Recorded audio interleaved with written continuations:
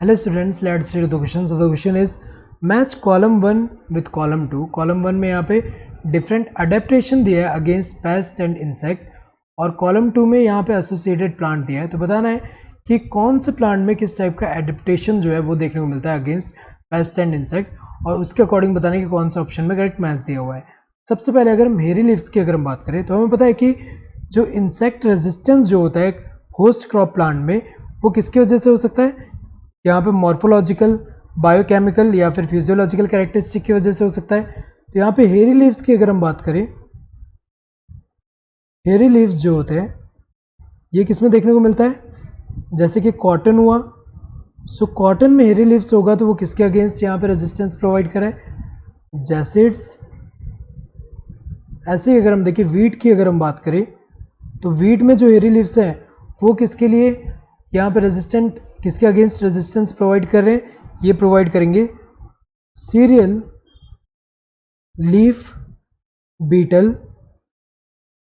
तो अगर देखा जाए हेरी लीव्स की अगर हम बात करें तो यहाँ कॉटन एंड वीट उसमें देखने को मिल रहा है.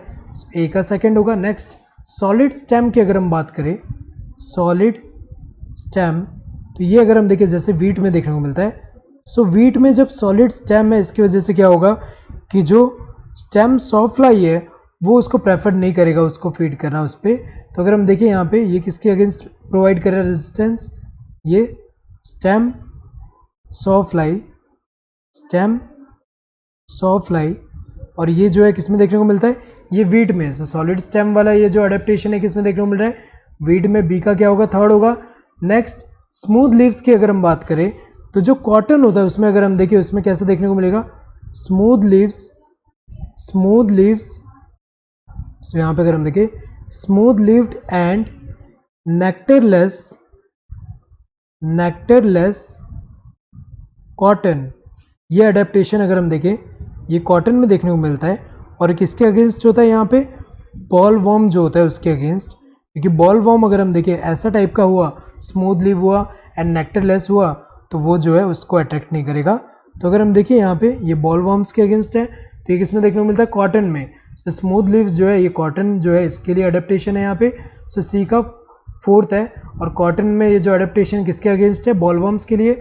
हाई एस्पर्टिक एसिड की अगर हम बात करें ये जो है मेज के लिए है. सो मेज की अगर हम बात करें तो मेज में जो अडेप्टेशन है वो अगर हम देखें high aspartic acid, high aspartic acid, then low nitrogen, low nitrogen and sugar.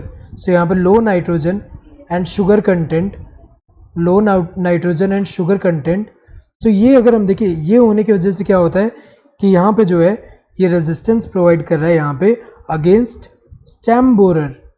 जो स्टेम बोरर्स जो होते हैं उसके अगेंस्ट क्या प्रोवाइड करे, रेजिस्टेंस प्रोवाइड करे. ये मेज में देखने को मिल रहा है. तो ए का क्या होगा, सेकंड. ए का सेकंड यहाँ दिया, यहाँ थर्ड दिया तो गलत है, यहाँ फर्स्ट दिया गलत है, यहाँ फोर्थ दिया गलत है. सो ये वाला सही होगा. बी का क्या होना चाहिए, बी का थर्ड होना चाहिए, सही दिया है.